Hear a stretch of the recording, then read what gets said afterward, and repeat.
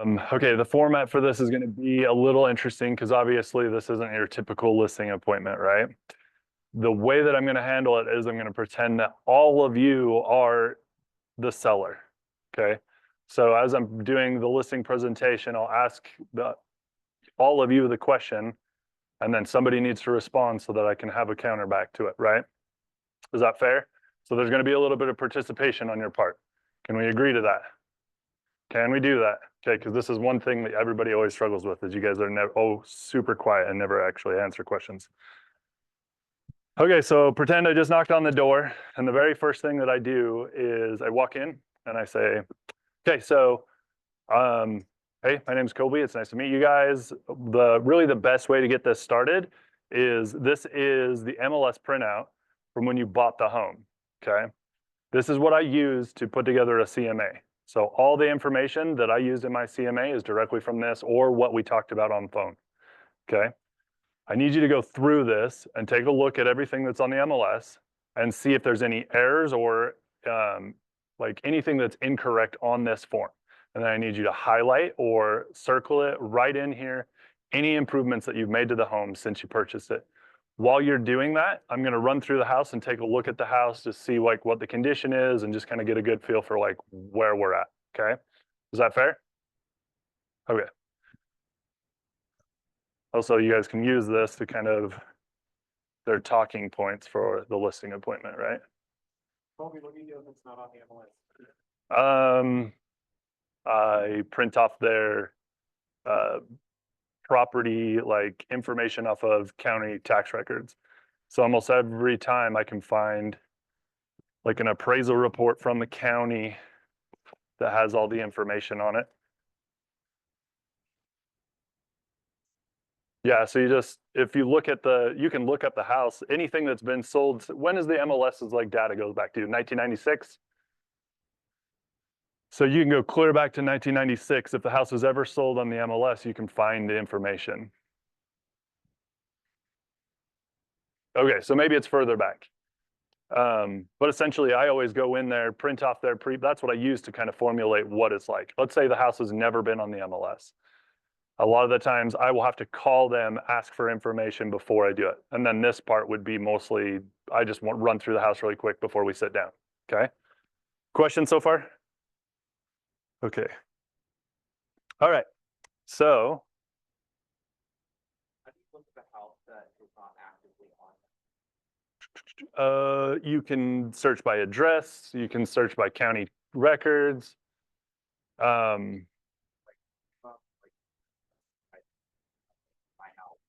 We're gonna go off subject for a second and I'll show you. I'll see my screen. Okay. So on the screen, there is tax data search. So there's a couple different ways. You can search by owner name and address, right? Okay, so I can search by their name. So like for this instance, his name's I guess I don't want to put in the name.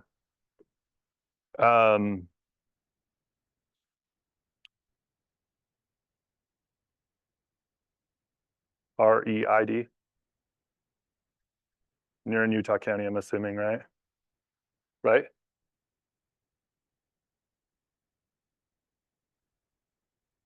Which one's yours? Josh.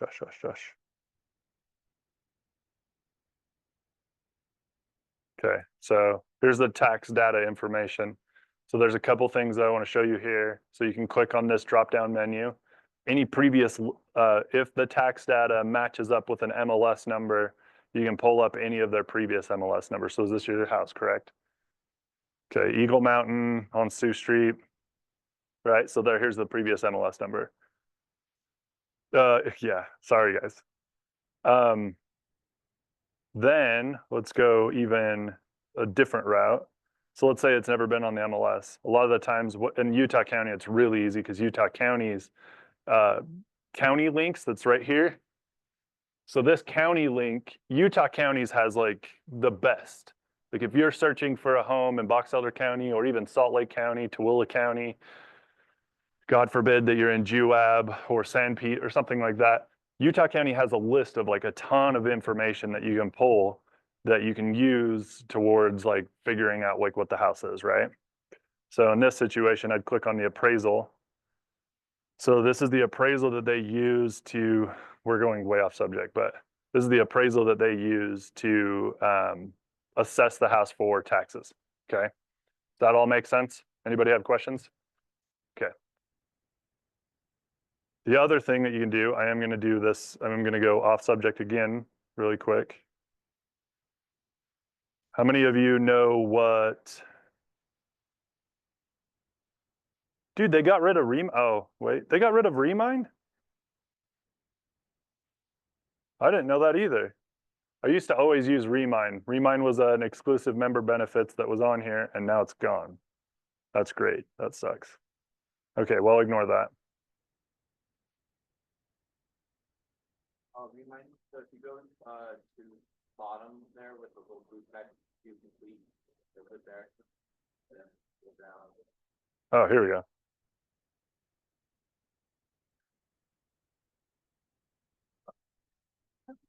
You got it. Let's try that again. Okay.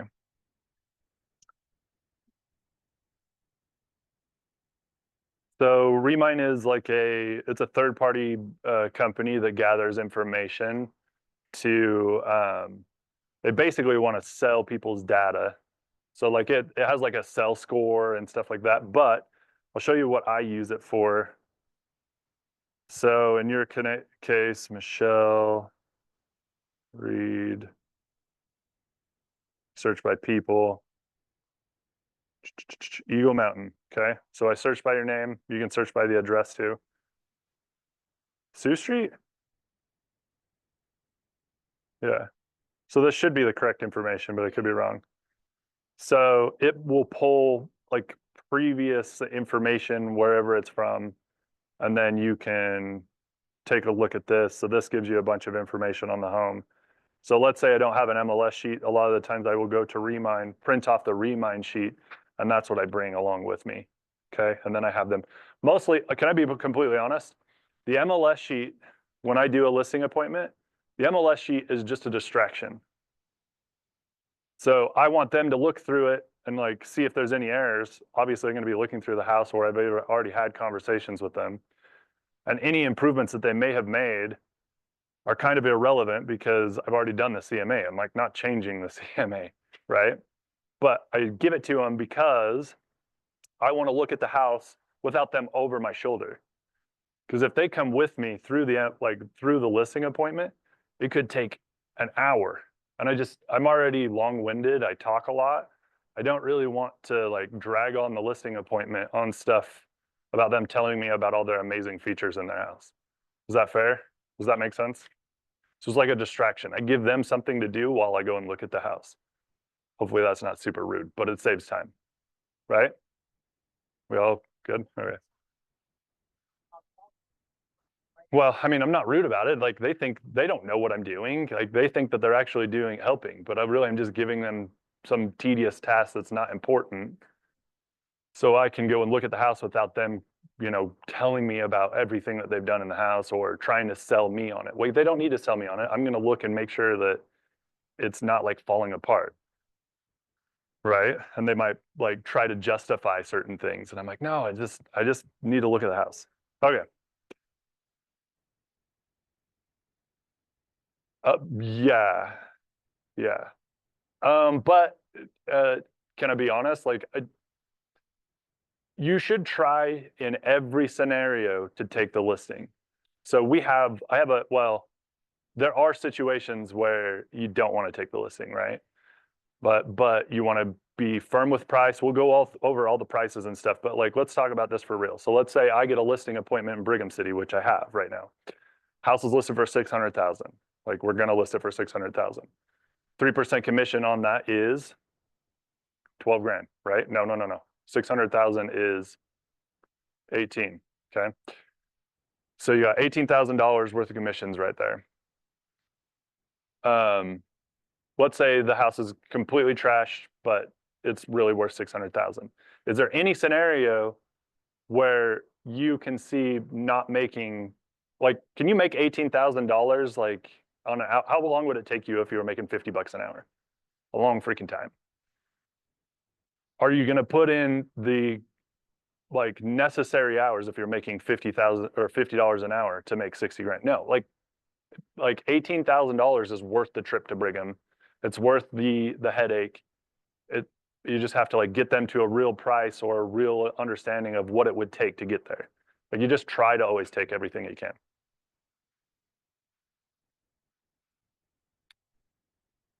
Yeah. Yeah. Yeah. So a lot of the times, I'm going way off subject here. This was not how I was like planning on doing this, but it's okay. So a lot of the times when I go to a listing appointment, there is some like what's the word? Pre-approving or like what's the word, Cam? Why am I spacing it? No, like there is a little bit of due diligence that you're supposed to be doing. Qualifying, yeah. There's a little bit of qualifying that you should be doing before you go on a listing appointment. So when you call or when you get a lead that somebody wants to sell, you need to call them and ask them a few questions. Like, why are you moving? Like, are you interviewing other agents? Like, how much do you owe on a property is a huge one. How much do you think the house is worth? There's just like a bunch of questions that you really should be asking these people before you meet with them, because you can get yourself in a situation where you're not fully prepared for the listing appointment. So you want to ask lots of questions and kind of get an idea of like what you're walking into before you show up.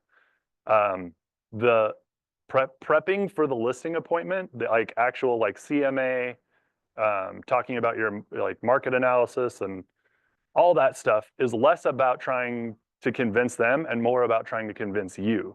You have to be 100% confident in the listing price and what you can do to actually sell them, right? Or help them sell their house.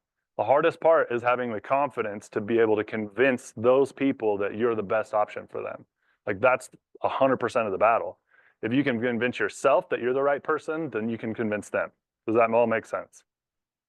Okay, so when I do a market analysis, it might take me an hour, maybe, and I've been doing this a long time. So like throwing together a market analysis should be pretty quick for me, but I really want to convince myself that I know what I'm talking about and that I know that I can say without a shadow of a doubt that this is a really good price and that they should be listing at this, regardless of what they think it's worth, right? Okay. What happens if your price is like drastically different? Lower or higher? Because higher is easy. Like if our price is higher than theirs, then they're like, oh yeah, awesome. But if it's lower, your job is to show them why it shouldn't be higher. And that's what you're going to be doing right now. Everybody is higher. Everybody thinks their house is worth more than it actually is. It's just the nature of the market that we're in right now.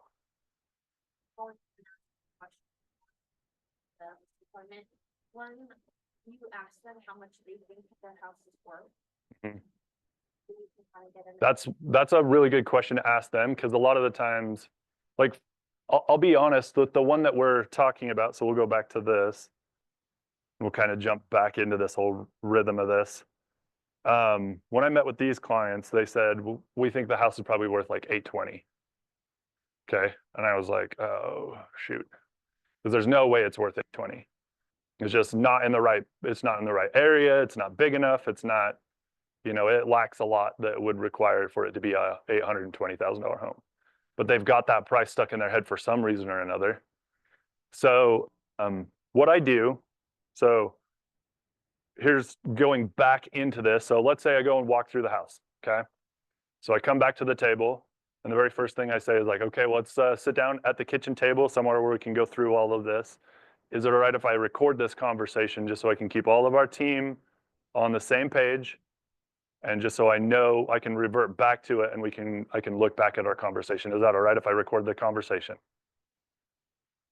Yes? Okay. So then I pull out my phone and I'm actually going to record this for training and quality purposes.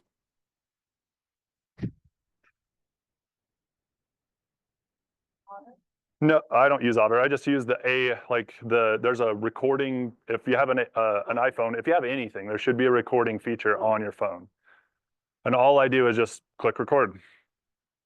And we're literally going to record this conversation. Okay. No, it just goes, as far as I know, it goes forever. Yeah. If you go to the search feature at the bottom, it just says, what is it? Voice memos.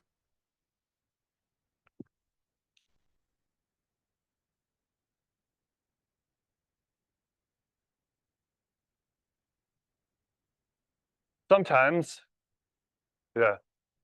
So like in this instance, they said like 800,000, 820 or something like that. I said, okay, well, where did you get that number from? And they'll usually dive into, sometimes they'll say Zillow, sometimes they'll say, you know, a neighbor's house sold for that amount, but they have no freaking idea what the neighbor's house sold for. They just, I feel like they just have like random ideas about what their house should be worth.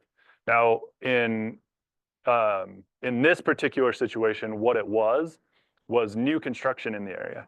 So there's a lot of new construction in the area, and they're seeing what this particular house was being built for by the same builder. And what's wrong with that?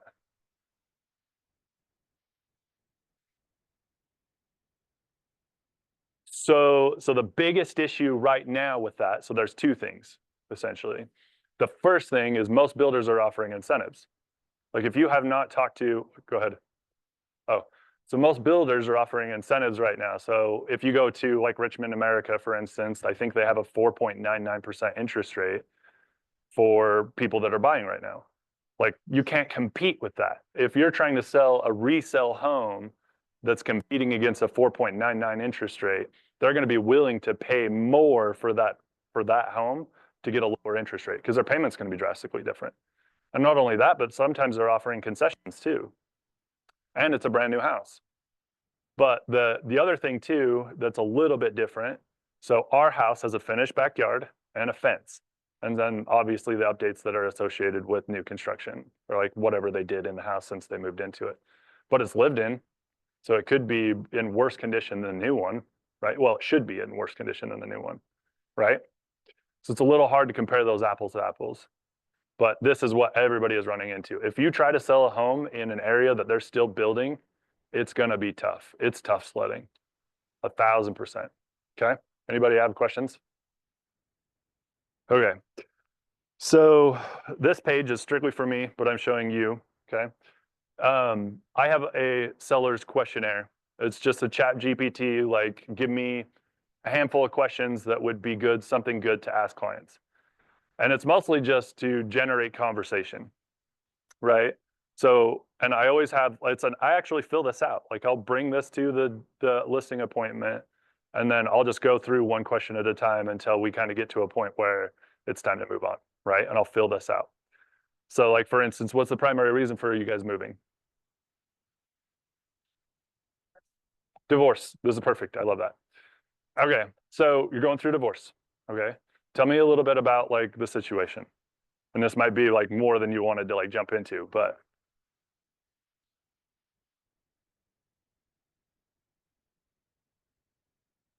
okay.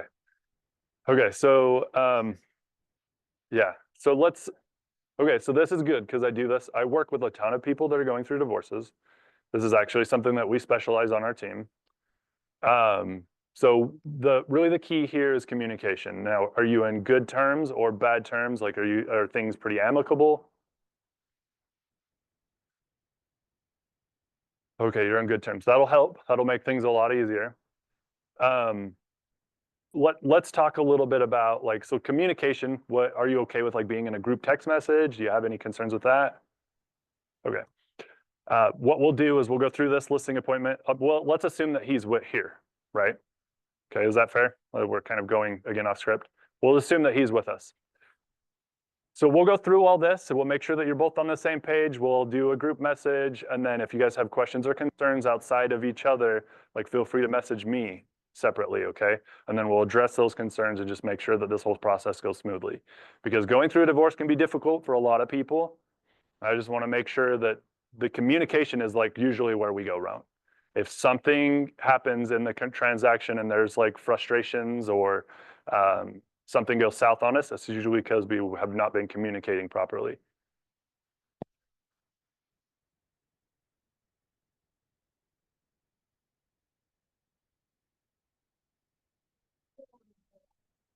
Maybe the divorce, you settled yet? Yeah.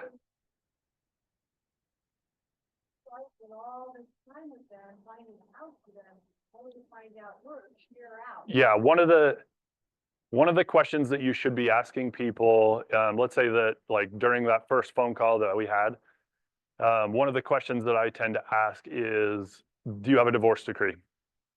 Because a divorce decree is going to kind of determine whether or not, like how they just split funds and all that fun stuff, right? And then I usually ask them like, are you both going to be present during a listing appointment? Because you want both decision makers during a listing appointment. If you show up to a listing appointment, there's only one of them there. The probability of them signing with you at that given moment is pretty slim. Now, if I do go on the listing appointment with only one party, like the wife or the husband, I try to get one of them to sign. So like if I can get one of them to sign on the dotted line, like, okay, let's have you sign, and then I will send it in an email form, like DocuSign or whatever, to your husband so that we can get the ball rolling immediately after. Do you have any concerns, questions about that? So in this particular situation, we're talking almost all exclusively to listings. So like in the listing, like when I go on a listing appointment, my focus is to get their listing, because usually the first step in this whole process is you get the house on the market and then you start looking for homes, because you want to have the house on the market or under contract before you start looking at homes, because you're going to be sending offers that are contingent on the sale of the home. And if it's not under contract, you're just putting your clients in a position where their negotiation power is limited. So you want to put your best foot forward, put the house on the market, get it under contract, and then start looking for homes. Is there an objection to that? There's always an objection.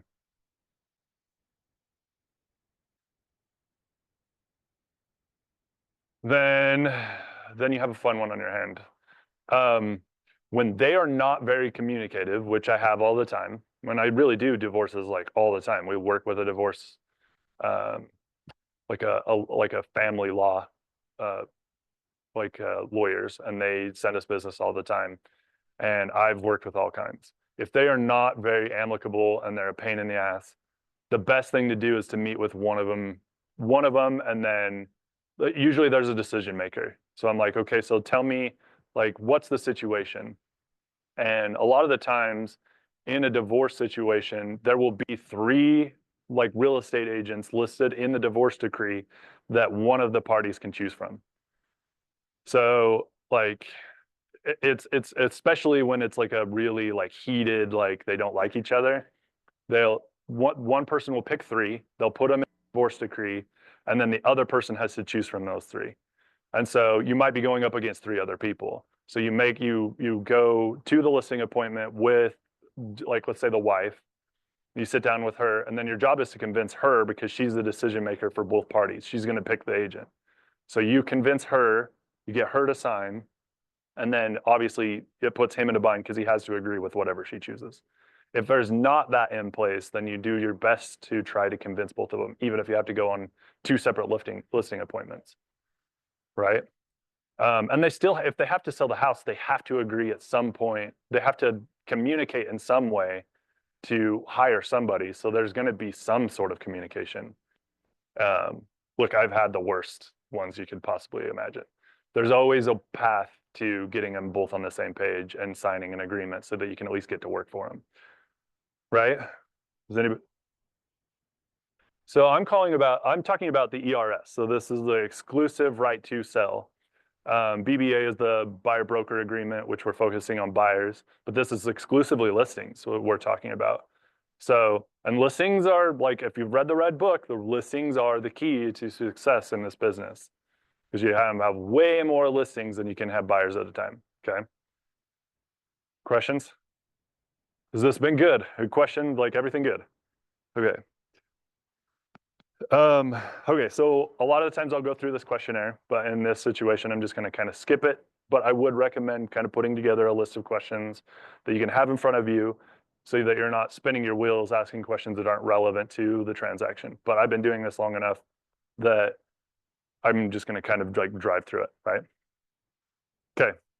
So, and this is all in order. So when I bring the listing packet, the number one thing that's on top is their original MLS sheet. Okay. Then I have the questionnaire and I stack these in the appropriate order so that when I pull them out, that's the order that I go in. Okay. And we go straight to like our value proposition, the packet that talks about what we do to separate ourselves from other agents. Okay. So this is red signs, like value proposition. Obviously, we're a huge team, like 20 plus agents. But I'm going to tell you this right now. So normally, when I go to a listing appointment, I pull this packet out and they'll see the front of it. And I say, okay, this is our packet. This is everything that we do to help you get your home sold. We basically do everything that every other agent does and then some. Do you have questions about the packet? Right? And most of the time they'll be like, not really. Because I want to skip over this because they don't care about what we do. They care about what the house is worth and how we're going to help them get their home sold. Right? So this listing packet, most of the time I'll bring it out and I'll say, do you have any questions about like what we do to help you get your home sold? And they'll say no or yes, or I'm like, okay, if they say yes, I'm like, what specifically do you want to know about? And then I'll turn to that page. If they say no, I'm like, great, you can go through this on your own time. It's really dense, boring material. If you can't sleep tonight, pull it out, start reading it, it'll put you right to bed. Okay, because it's boring, nobody cares. But for this particular situation, because I want to get back into like the market analysis and then kind of building rapport with these people, whoever they are, okay? So, but for this situation, I'll kind of scroll through this just so you can see, because I'm assuming most of you probably don't have a listing packet, right? You're all fairly new, right? Now, the beauty of this is this used to take forever to put together. And now with technology, you can basically put this together in like 15 minutes with, AI stuff. So you put it together in Claude, and then it'll throw together an entire listing presentation in just a few minutes based off of what you want to present to your clients. Okay. And somebody can help you out with that. I'm assuming Cameron or somebody else will help you. So this kind of goes over a breakdown of our team, sort of. So when I go to a listing appointment, I present myself as the primary listing agent on the team. It's a kind of M, right? And then I say we have a director of marketing, we have a director of sales, we have a transaction coordinator, which you will be dealing with quite a bit. Because once we get the paperwork signed and get the ball rolling on this, you'll be hearing with him. He kind of helps me on the back end with all the contracts, getting the house on the market, scheduling signs, scheduling lock boxes, scheduling, getting the third-party like scheduling system set up for when people want to schedule showings. We have two inside sales agents, okay?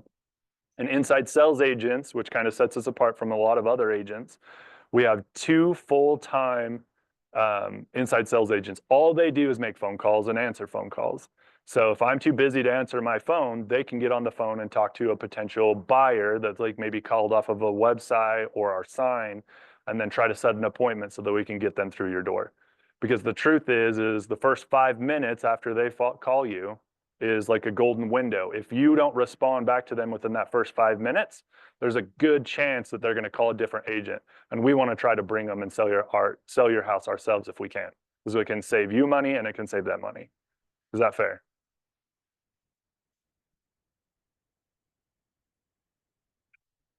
That's a whole nother class, but I've done everything. I've done door knocking, I've done expireds, I've done for sell by owners, I've done open houses, I've done SOIs, SOI business, I've done flyers, I've done everything, but I've been in the business for a long time.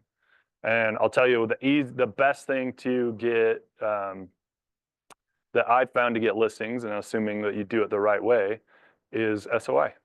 Your best chance to get business is, SOI is sphere of influence, like your friends and family.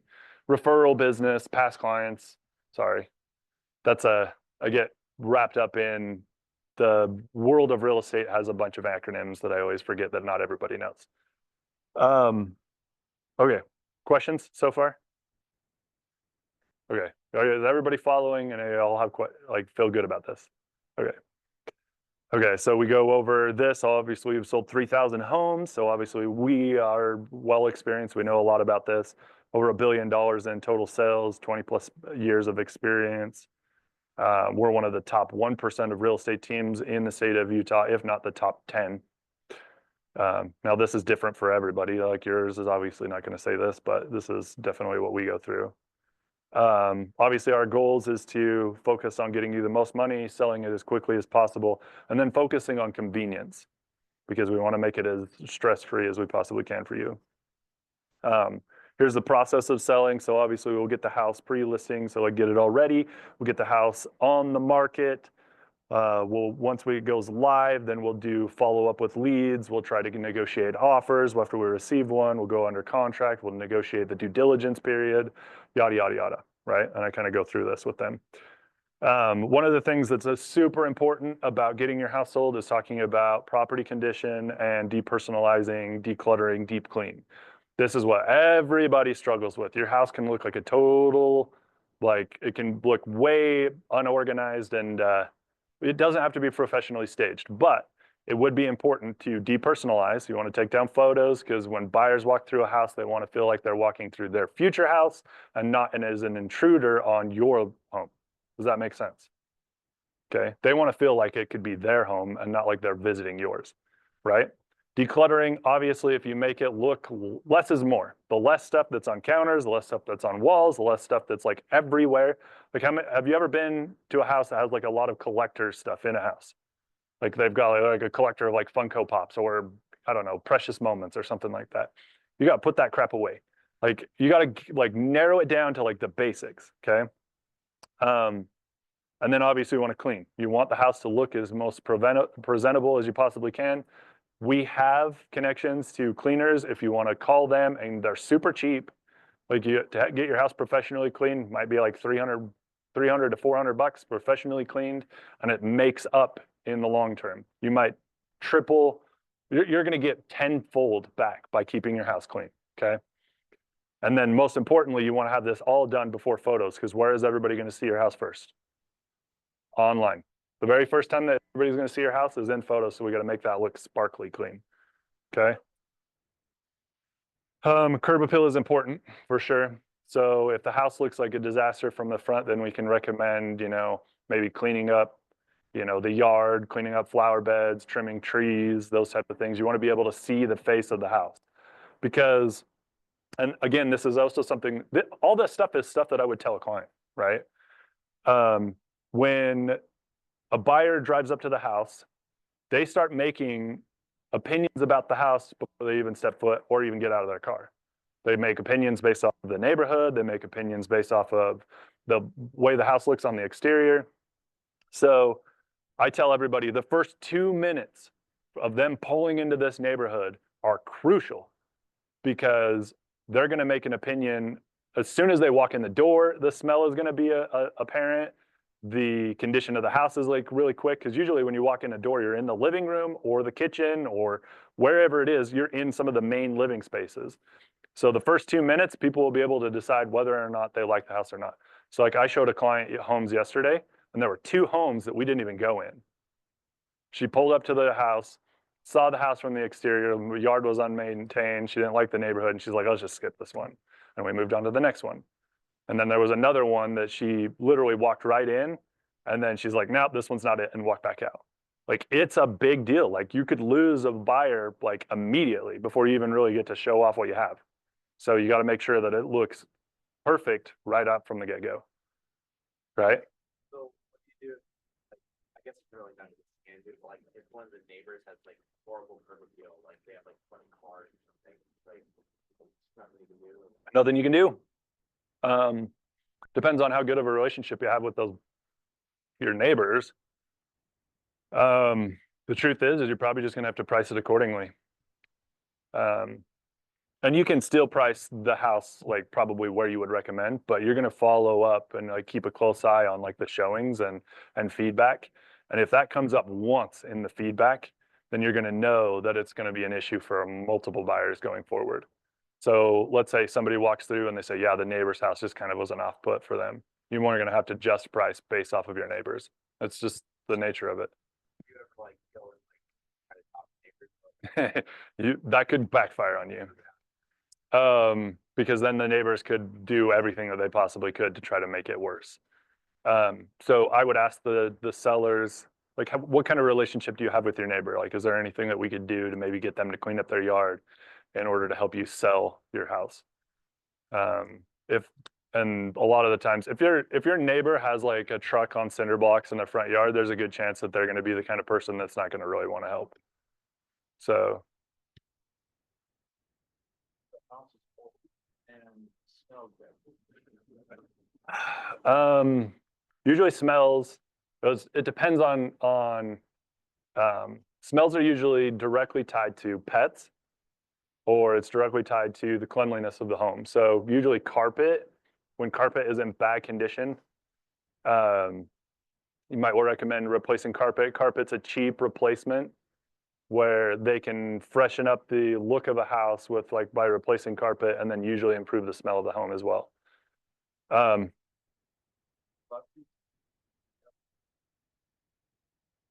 Yeah.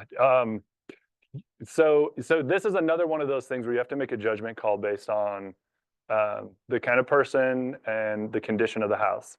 So like, for instance, I had a listing appointment in West Valley. It's actually in Rose Park last year. So I walked into the house and it was way bad. Like probably top 5 worst houses I've ever been in. Like for instance, like the door didn't even shut. Like the front door had like one of those like weird latches where you like hook it. It's like a bent nail, and then it goes through the thing. That's how they lock their door. The carpet had never been replaced. The house was built like in the 70s. Carpet had never been replaced. There was pets in the house. The back side of the house had an addition that they built onto it. And then the city made them take it down because it wasn't permitted. But the city didn't really qualify. Like they're like, look, you can take it down and leave it kind of as like an exterior structure, but you can't close in the walls. So they took that as like, okay, well, we're going to drape tarps and blankets off the back of the house. So essentially they had a pillow fort attached to the backside of their house. And so you kind of like have to gauge like, where are these people going to land out and how much are they willing to put into the house to make it sell? That particular house, he was like considering just selling it cash, like looking for an investor that's willing to sell it. And I convinced him otherwise. I told him, look, if you put it on the market and price it lower than anything else in Salt Lake County, which I did, we literally priced it lower than any other single family home in Salt Lake County. Which, I mean, you're talking about like 1 million homes, It's so we priced it below everything else, and we had like 32 offers, and an investor came in and bought it cash, but it went above what his cash offers were. But we didn't do any interior photos because I was like, no. And then we did a big open house, and the only time that you could see it was an open house. So I had like 100 people walk through the open house. It's just a strategy. Like you got to figure out like what's the best way to tackle each individual like home. And so like each listing appointment is going to take a different turn. You just never know. So go ahead.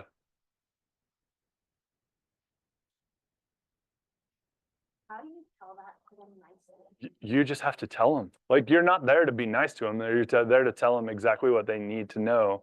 Like one of the very first things that I learned is like, I'm not always going to tell you what you want to hear, but I am going to tell you what you need to hear in order to get your home sold. Right? So like that's key to remember. Like your job is to help them understand be like a critical eye, like to help them understand what they need to do to get the house ready for sale if they want to sell it. And in this market, it's like really tricky. You can't just throw anything on the market at any price and sell it like you could 2 years ago. 2 or 3 years ago, you could put anything out there and it would sell. Nowadays, you have to be very, very good about pricing, and you have to understand that the house has to look really good in order for it to sell, right? Okay. Okay, I feel like I'm like throwing a ton of stuff at you. We're going to take a time out for a second. Any questions so far? Is this like any of this computing? Is it like, you guys are like, I feel like there's a wheel of death like on all of you right now. Okay. And keep in mind, like I've been doing this so long, so I'm super polished and like understand like what the like what's at stake here and like what they need to know. So it's a little bit different for me to present it than it. Is there anything that you would recommend that would build like, just like generally, like for everything? You- At a time? I would just be very basic. Like, so like one of the things that's always funny, like, I think it's in here. So it talks about marketing. So for instance, like there's this little wheel would be kind of important to kind of go over. So this one says like about quarter of the homes. So I don't even know how to zoom in on an Apple. But anyways, it says 29% of buyers find the property through a real estate agent. Okay. Then there's 51, does that say 50? Yeah, 51% of buyers find the property through online, like the internet.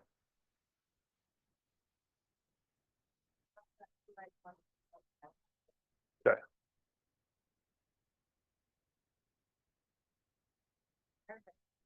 Can you guys see that? Okay, so and I'll point to this on there. So directly from the sellers, only 5%. Yard signs, only 4%. Others, builder, print, etc., is like less than 1%. So really what we do is we try to focus on internet marketing and real estate agents, okay? Real estate agents comes into play when you're talking about the MLS and commissions and those type of things, okay? We want to try to advertise to agents as much as we possibly can, but we're going to focus online, like social media, the MLS, Zillow, all those places. We're going to try to get your house out in front of as many people as we possibly can in the best light that we possibly can. Open houses. How many of you think open houses are work? Oh, I saw a hand. Okay. Open houses do work, but for you as the agent. The open house is more likely to help you as an agent to acquire new buyers or even new listings as opposed to selling the house.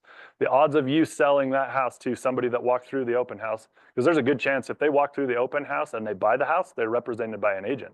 They would have found it with the agent anyways. Okay. So the truth is if they find it through an open house, and they might have even already found it online, like they would have found the house online and then gone through the open house, right? So most open houses, they come directly from, like the benefit of open houses is to you, the agent, to pick up new clients. So I do recommend doing them, especially as new agents. But if you're trying to like pitch, like this is how we're going to find buyers, the truth is they're going to find it anyways if they're looking in this area. So what did they find it though? Okay, so they saw it online. Yeah, I mean, you see, again, it's totally a benefit to you as the agent, and you can sell a home. I'm not saying there's a zero probability that somebody's going to walk through the home and buy it, but the truth is more often than not. So how often do you do an open house and somebody buys it? That's not true. It's not true. Okay. So, I mean, statistically, it's not true. Maybe you're an anomaly. So, okay. So you're an anomaly in that situation because the statistics really show that about 4% or like 5% of people find the home from an open house. And then even then, it's like a lot of the times it's people that are, working with an agent and they're coming through the open house or they see it online in some way, shape, or form. So, because like statistically, if you look at everybody that's at the office and how often they close a house that's directly from an open house, I'm saying they found it online. Their initial, they might come through the open house, but they probably would have scheduled the showing anyways if it hadn't an open house. If it didn't have an open house. Yeah. But if it's them driving along, oh, that's an open house, we go buy that. It's yeah. Do you get what I'm saying? I'm not trying to knock doing open houses because there are people like Cindy Yates is a perfect example of people that do open houses. They pick up business, they sell houses just like you. I've done it. Like people do it, but I'm just saying statistically, it's not really something that you can focus on and really expand and really bring in a massive number of people. Really, the things that you should be focusing on as real estate agents online, You obviously do everything you possibly can to sell the house. I still do open houses, but I'm just saying like the big things that you should focus on are online, focusing on real estate agents, just trying to get it spread it out as far as you can, marketing wise. Does that make sense? Okay. And it's not a knock on open houses because for one, like as new agents, you should be doing open houses because it gives you an opportunity to talk to people where you can kind of like get your feet wet in the real estate world. More conversations equals more experience equals a higher conversion rate, right? So more open houses, the better, okay? Okay. Try and convince the person that they're listing for it, they need the open house for them to watch. Because they ask that of you. It's no, it depends on the house. So like before you came in, we were talking about a condo, who was talking about a condo? Did you? So like condo complexes are really difficult to do an open house on.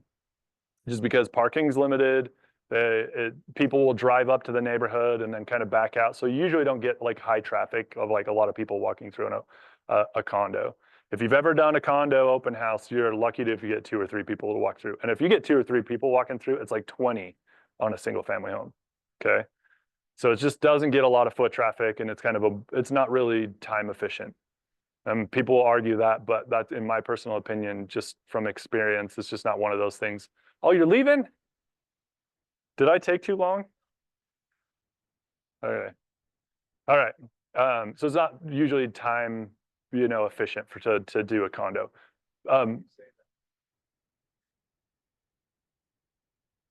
Okay. Well, I mean, again, if you get people through it, great, but nosy neighbors. Okay. Yeah, nosy neighbors is an opportunity to pick up a listing. So it's not a bad thing either, because like if the nosy neighbors come through, it's usually because they're kind of wondering like, how does this stack up against the one that I have? So if you have a neighbor come through, you're like, well, have you guys then thinking about making a move? Okay. I feel like I'm teaching you everything and not the freaking listing appointment. Okay. Yeah, I feel like I'm a squirrel chaser. Okay. How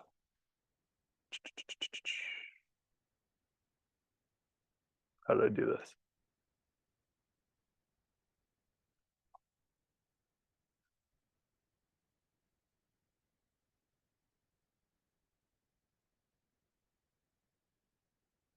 Okay, here we go. Okay, so I'm gonna go over to the marketing plan. So I'm gonna kind of skip through this because we're kind of like a little bit behind. Pricing strategy, obviously it's important to price right from the get-go because if you go 2 weeks in, after 2 weeks, then pricing or activity starts to decline. Okay. The most activity that you're gonna get on a sale is right when you list it, and then it's gonna start to decline. Meaning that if you can price it right initially, you have a higher probability of selling it for more money, right? Everybody kind of, okay.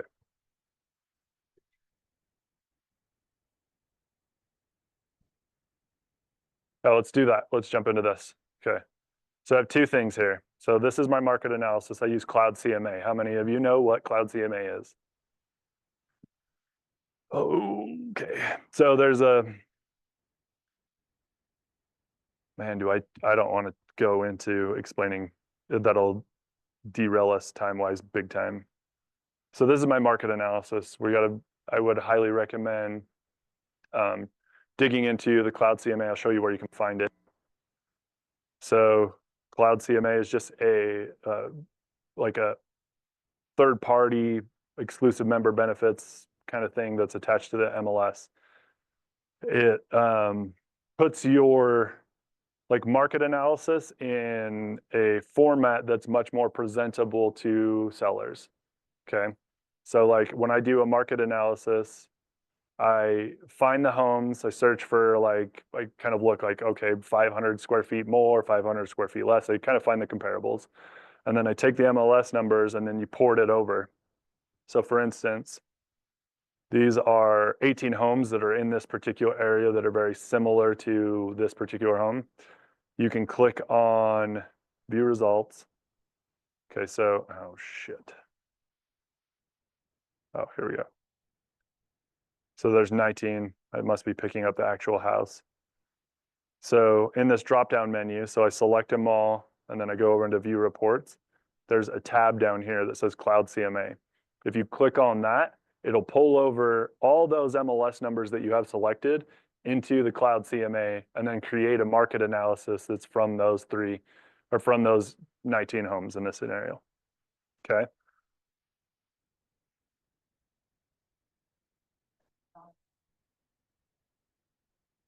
Yeah. So let's go through this really quick. So this is the market analysis that I present to clients. I've actually gone a little step further.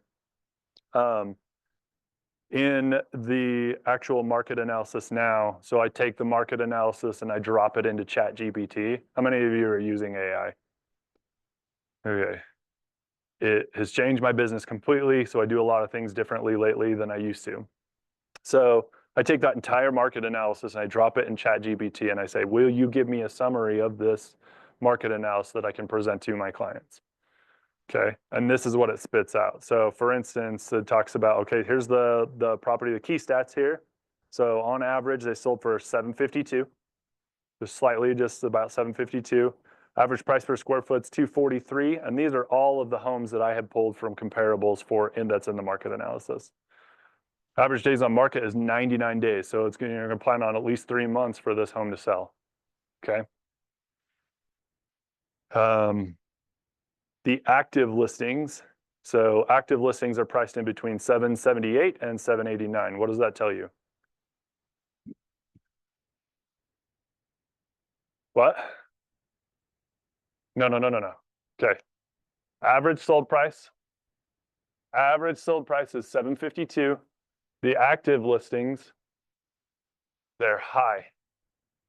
Everybody's overpricing their listings. Okay. So you got to keep in mind that the part of the reason that we have 99 days on market is because, when I do market analysis, I use active, under contract, backup listings, and sold listings. Yeah, sold is technically what you're supposed to do, but I'm pulling more data so that I can, so I'm pulling more data so that I can show them what they need to know and why comparing your home to active listings versus sold listings is an error. Yeah, I know the Cloud CMA is going to be a huge benefit to you once I dive into that, okay? So notable sold comparables, it kind of drops into that. So obviously one sold for $799, $735, $750, $775. So this is actually, I added this in. I just said in ChatGPT, I need this added into it. So only 16 homes within 1 mile have sold more than 700,000. Okay. So most of the homes that are selling in that particular area are in the past year. Okay. So that's not a whole lot of homes are selling. So you have a very minimal buyer group that are looking in the homes above 700,000. Of those, just 5 of them sold for more than 750. So we're looking at a very high price point for that particular area, right? Right? Okay.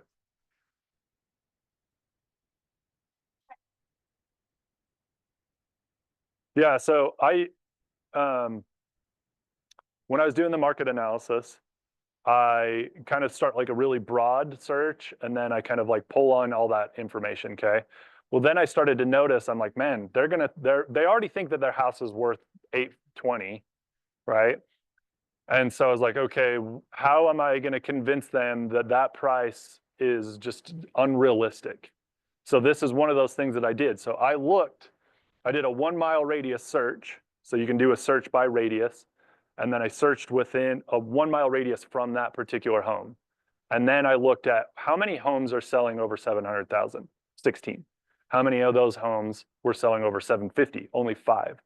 So then when I put the market analysis into ChatGPT and I said, will you also add, so I said, add that only 16 homes sold over 700,000 in the last year, and then also add only 5 of those homes sold for more than 750. Yeah, I just talked to ChatGPT. Yeah, so I'm like, talking to it to tell it what to do. Because I run so much of my business through chat now, it's insane. For sure. Like I like when I'm sending text messages now, that we're going to go back to this. I'm recording this entire conversation, right? We'll go back to that and I'll show you what I'm talking about. Okay. Again, so realistic value estimate around 760. Okay.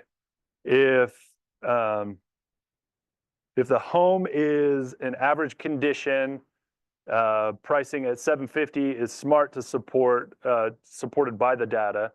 If it's a 10 out of 10 condition and finishes, you could justify maybe a 775, but that tier competes with luxury homes that show extremely well. Okay. Now, it turns out this home is pretty close to a 10 out of 10. But when I do a market analysis, let's jump to that really quick. So this is the cloud CMA. Okay, so here's the different homes. There's 10 different homes. Yeah, so the whole pack, this is all stuff that I print off. Yeah, so it's probably, give or take, depending on, it's at least 50 pages. But here's the thing, you slide 50 pages across the table of data that you've like compiled for clients, they're realizing this guy has like really put everything together and has like researched what he needs to. Yeah, I lay it all out for them. Like if they see a book basically in front of them that really confirms that I know what I'm talking about and I've done the research to confirm that the price is where it should be, that in itself is a very like confirming that they're making the right decision, right?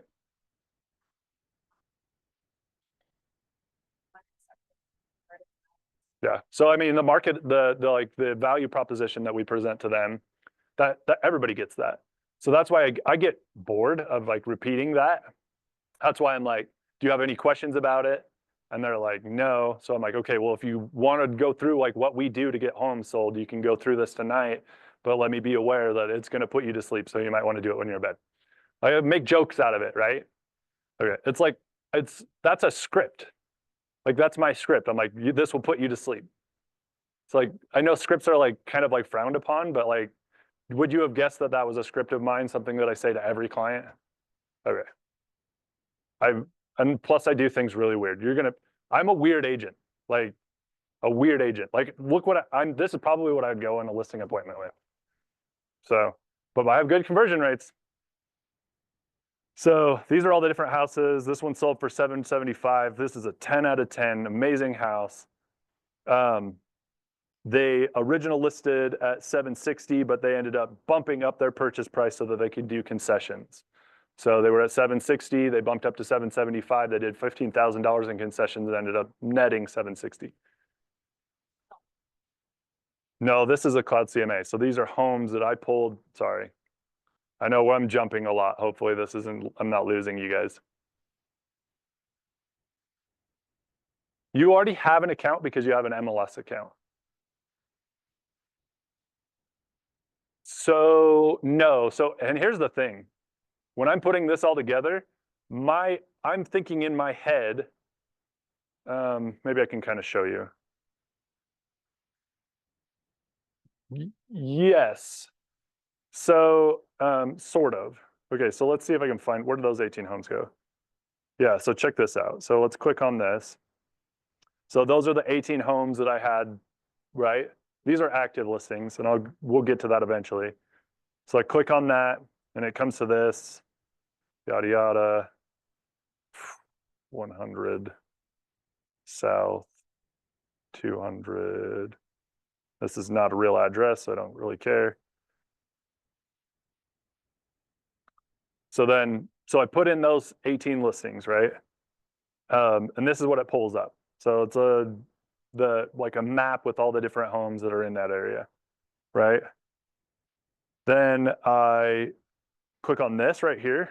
So this is a drop-down menu that kind of shows, it compiles averages, highs, lows, median sales price, average square foot of the homes that I have listed in there. So the average sold price, and there really shouldn't be any, oh, there's one sold, right? But the active listings, so on average, they're selling for 1.2 million, right? Average price per square foot is 256, but it gives you a suggested range that's comparing directly to the subject property that I plugged in there.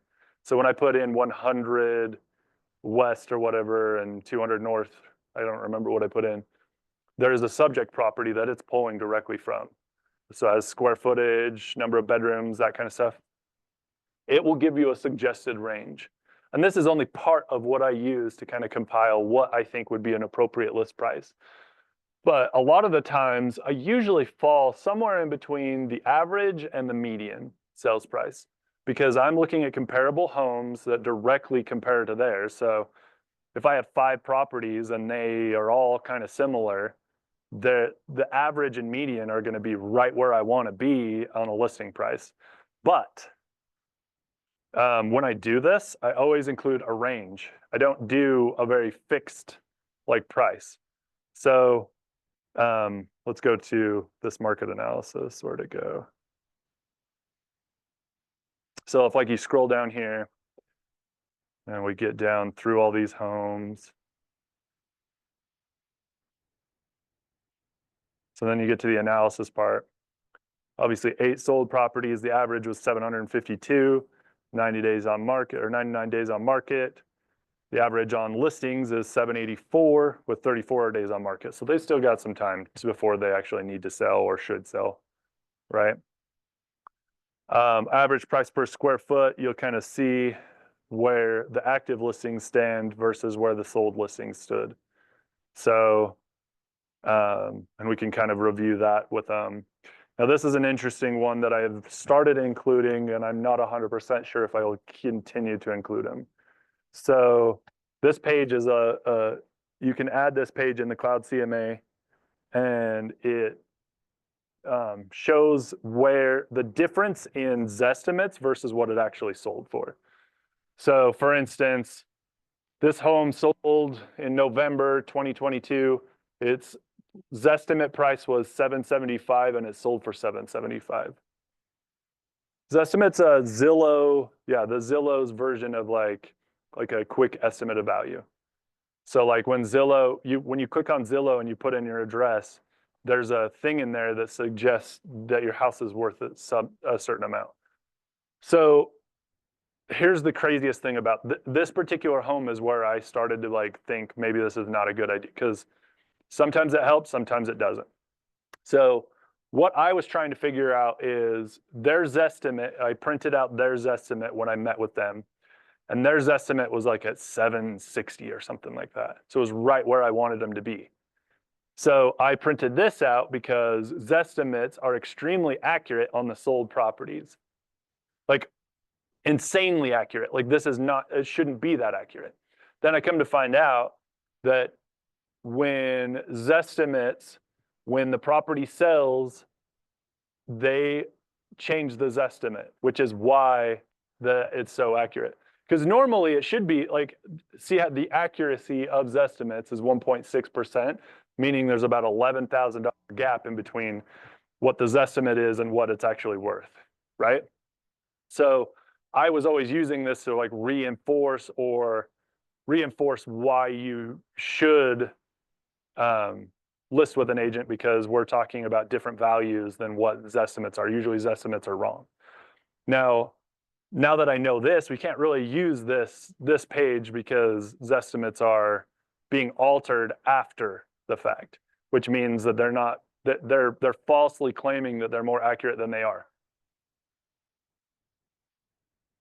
Yeah, I mean that's the crazy part is like, see, these are way more, they fluctuate way more.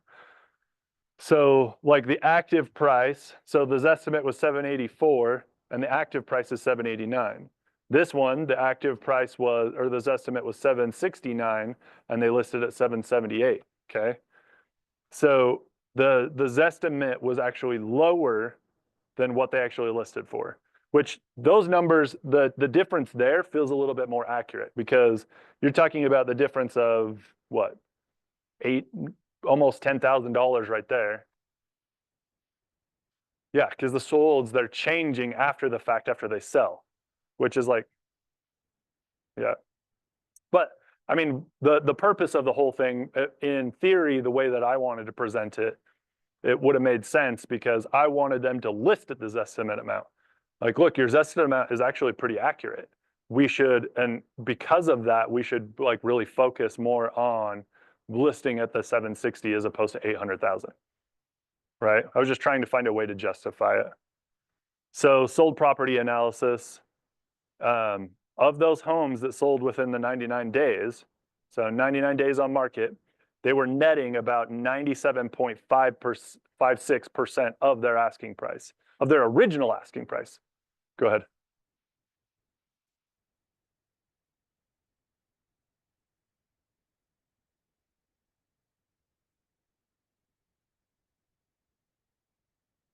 So this is automatic from Cloud CMA.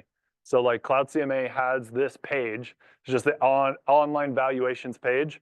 And when I click on that, it pulled the estimates for the houses that I've already put in there. Does that make sense?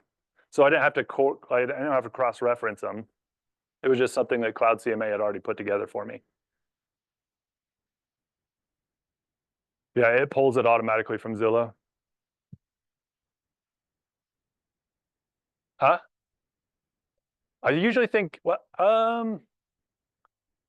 I would say it could go either way. Sometimes it can be really high and sometimes it can be really low. The reason that it's kind of off here in the state of Utah, so this is perfect for listings. The reason it can be off in the state of Utah is because we're a non-disclosure state, meaning that they don't disclose what the house actually sold for. So what Zillow is using is there is a deed recorded with the county, and that amount that's recorded with the county is public record. So let's say somebody buys an $800,000 house, but they put 20% down. That 20% down is not recorded, so they have no idea what the down payment was. So that number that they're trying to base it off of is they try to like figure out something in between. Okay, well they put let's say it's $1 million for easy math. The deed is recorded for 800,000, but the house was listed at $1 million. So they're like, okay, is it possible they just put 20% down? They're trying to guess. There's like an algorithm that they're trying to figure it out. So this number can vary by even as much as like 10% or more, depending on like what Zillow's algorithm is like trying to put together. So it's super easy. So like in here, so there's like a customized page. And I highly recommend just kind of like playing around with Cloud CMA. It's going to be something that you want to learn because it's a presentation, just takes you to a different level. It sets you apart. Even though I think most people use it these days. So there's all these different like tabs that you can click on. So for instance, I don't even have it in here anymore. So right here, analysis, online evaluations, you can just click this plus sign and then it'll bring it over here. And then vice versa, same thing with all of these. So like all of these things, you can add them to your listing presentation, but you could have a book. Like if you add all these things to your listing presentation, like even me, so like in the listings, there is a photos like for the house. If I click on that, it'll change this from being like a 20-page document to being like a 60-page document because it's adding in all the photos from each individual listing that I'm using as a comparable. So I eliminate all those. I don't know, but there should be. There's gotta be. I'll bet if you Google or if you get on YouTube and then you just like search for Cloud CMA, there's probably a tutorial on there on YouTube. There's gotta be. Because there's so much that you could learn. Like but again, the best teacher is like going in there and playing with it. So yeah, yeah. Okay, so here's another thing that I'm going to teach you really quick. That's a really good. This is another one of those things that most people don't know, and the thing that you can use in Cloud CMA to combat overpricing listings. or pricing listings correctly initially. So if you look at this, so 97%, so about people are selling their house for about 3% less than what they list it for. Okay. Here is a crazy part of this. So days on market, so 84, 123, 104, 165, 27, 142, 46. So with the exception of this 27, the longer the house is on the market, the more likely that they're going to see. This one's 123 days, they sold for 94%. This one's 164 or 165 days, they sold for 94%. So usually this correlates directly. The longer that you're on the market, the more likely that you're going to sell for a lower the lower you're going to sell for. Does that make sense? Yes, there are outliers, just like the open house situation that we were talking about earlier. But for the most part, the longer, the more days on market you have, the less percentage of your original list price you will sell the home for.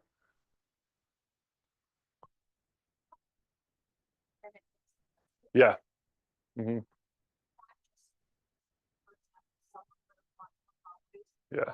That was that first one that I talked to you about. That was listed by an agent named Paige Steckling. Does anybody know Paige Steckling?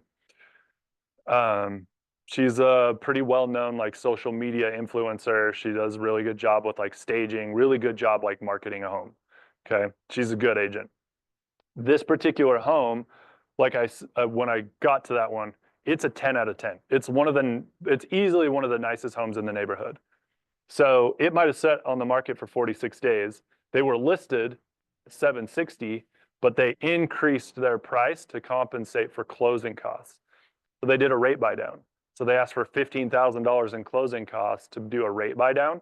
So instead of like good negotiator, instead of negotiating $15,000 off of the 760, she said, we will give you your $15,000 in closing costs, but we're going to increase the price to 775 to compensate for their closing costs. Well, we shouldn't have a problem with appraisal, but that way my client wins and your client wins because they get the closing costs that they need for a rate buy down. Does that make sense? Okay. Man, I'm throwing a lot of stuff at you guys today. A lot of stuff. Okay, so here's what I did. So my suggestion was somewhere in between 750 and 775 for a list price, way off of that 800,000, right? But they didn't really argue with me too much. So after going through all the data that we had talked about, they could see that I obviously did the research. They did, however, so my suggestion after walking through the house, because originally I was like, okay, lowest was probably 750, and then highest was probably 775. We ended up listing at 780. So it was even higher than what I had originally done. But I compromised with them because they were originally at 800,000, right? I said, if we list at 780, we're going to review the number of showings and if we've had any offers. And if we are not getting the traction that we need at 780, we're going to do a price reduction to 760. And I was like, we have to agree on that right now or we can't move forward. Because I'm pretty confident in the list price that I suggested. And if we list at 780 and we don't get any traction, we're going to need to drop it quickly so that we can get some movement. Is that fair? Does everybody understand? 2 weeks. 2 weeks is what I recommend. If we go 2 weeks without any activity, because I mean, the houses in that neighborhood are not selling it takes 90 days for them to sell. On average, they're sitting on the market for 99 days. So 2 weeks, if we're not getting, a lot of showings then we're going to know that we're overpriced. So we're going to want to drop the price to something that's a little bit more palatable for buyers in that area so that we can actually get this home sold. Is that fair?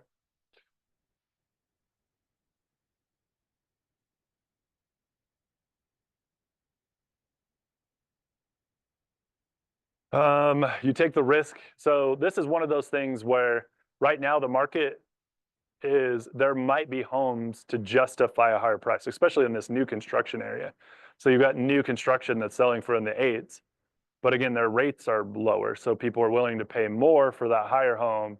So it's about kind of balancing and understanding is it going to be a hurdle for us?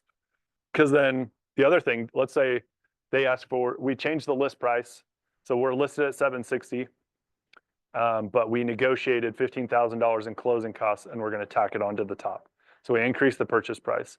A lot of buyers or a lot of sellers, what they'll do when you go under contract, you change the list price to 775.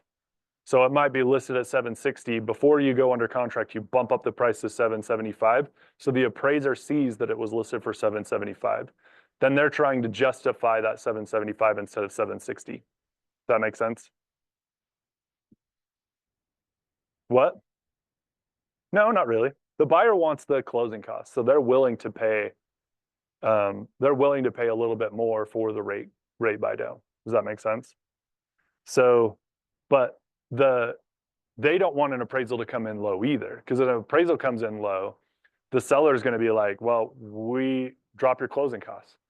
Like we're selling at 760. Then it just becomes another negotiation point where if the appraisal comes in at 760, they're like, look, you're going to have to drop your closing costs.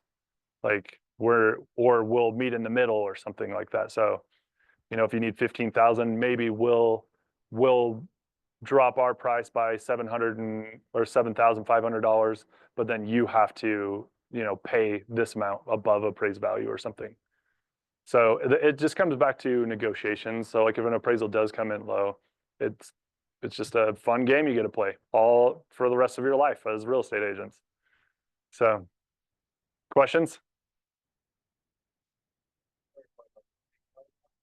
Sometimes that's also on the home.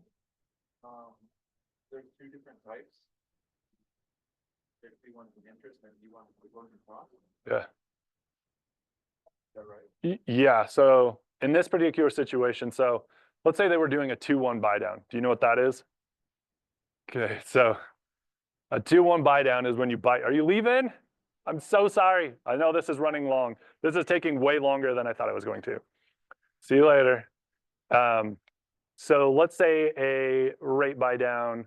So you can buy down the interest rate by 2% for the first year, and then 1% for the second year, and then it reverts back to the par rate, which is 6.5 right now, if not more, at the end of the year. So for the first year, your interest rate's 2% lower. Okay. Meaning that it's 4.5%, which is a pretty dang good rate, right?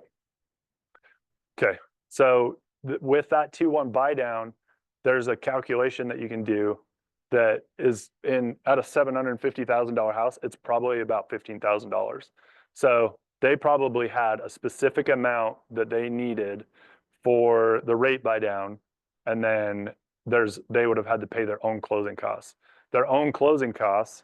So I present price 750 to 775 is what I suggested. This is what they call a net sheet. And this is where we get into commissions. So you guys are going to love this part. So I had called them initially, asked them what their mortgage payoff was, how much they owed on the home. And this is worst case scenario. So it's basing it off of the lowest price that I had suggested. So $750,000, okay? Then with your mortgage payoff of $280,000, listing commissions. So both I'm factoring in 3% and 3%, $22,000 each, okay? So your total selling expenses after paying your mortgage, and there's actually more here, which I forgot to add on. And normally there's another line here that says tax and title. Tax and title, I usually factor in about 0.6% of the sell price. So 0.6% or 0.1%, depending on the price, usually covers what their closing costs are going to be for the sale of that home, okay? And then, so your total selling expenses, if you sell at $750, you will net $424,000 on the sale. Does that sound good? And this is the one, less about the price and more about, this is what they care about. They don't care about the price. They care about what they're netting. Now, what's your first thought that they're going to do? They're going to talk about commissions. They always ask for commissions. They're talking about commissions. And I'm like, okay, well, here, we'll talk about this. So as the listing agent, you're paying me 3%. So I am asking for you to pay me 3% for the sale of this house. Part of the reason is because we have a huge team. It's a big process. We have people that we have to pay. Obviously, I have to get paid. But you're paying for top of the line service, right? So there's a lot that goes into getting your home sold. We're going to do as much as we possibly can, marketing wise, as much as we possibly can on communication wise. And then obviously we have transaction coordinators and inside sales reps that are going to be helping get this home sold. So you kind of get what you pay for, 3%. Now on buyer's commissions, how many of you are familiar with the NAR lawsuit that just recently happened? Okay. So when I sit down with my clients, I tell them, yes, there is. So the way that the commissions work, and part of what the whole NAR lawsuit was kind of stemming from, is agents would go to, like buyers agents would go to their buyers and say, look, you don't pay me. As an agent, you don't pay me. I get paid from the listing agent. But that's wrong. That's not true. The truth is that the house might be listed at 700,000, but it's inflated by 3% to compensate for the buyer's agent commission. So you're paying for me, it's just financed into the home. Does that make sense? Okay. So because agents weren't communicating that properly, when I sit down with a buyer, I have to tell them that they're on the hook for a buyer's agent commission unless the listing agent agrees to pay my commission. So that's what we're talking about here, okay? I say we're probably going to pay in between 1% and 3% on the list of the buyer's agent commission, okay? But I want you to plan for worst case scenario, because almost every single time when somebody submits an offer, it's going to be with 3%. Now, the beauty of that is, so when we sign the listing agreement, we're going to sign it with 3% because I want you to plan on worst case scenario. Does that make sense? Okay. But because it's in the contract now, it's a negotiation piece. So when we receive an offer and they are asking for 3%, we can negotiate that. We can say, look, we will agree to the terms that you have presented in this offer, but we are going to have to talk about commissions. We're going to drop your commission to 2%, 2.5%, depending on the offer. Okay. Now you guys are going to hate me because from a listing agent perspective, I'm negotiating your commission. I'm putting you in between your buyers and that house. But as a buyer's agent, you don't want to be in that position.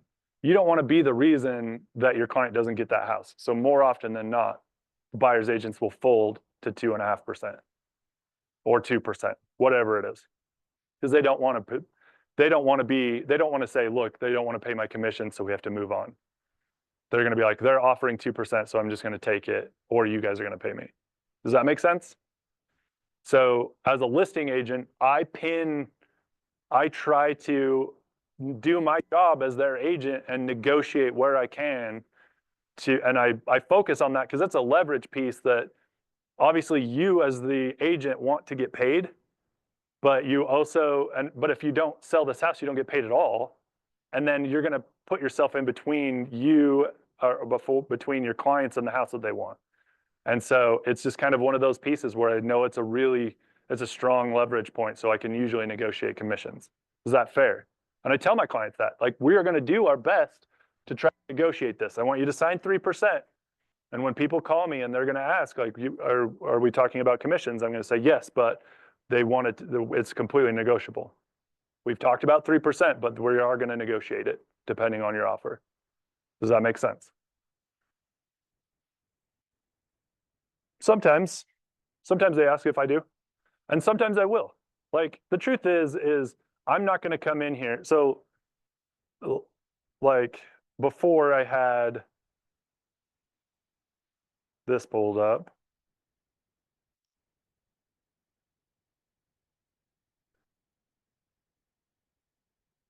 so this is the exclusive right to sell listing agent or a listing agreement and agency disclosure. So this is what you get signed when you have somebody sign you for a listing, right? So in here, there are a couple different things.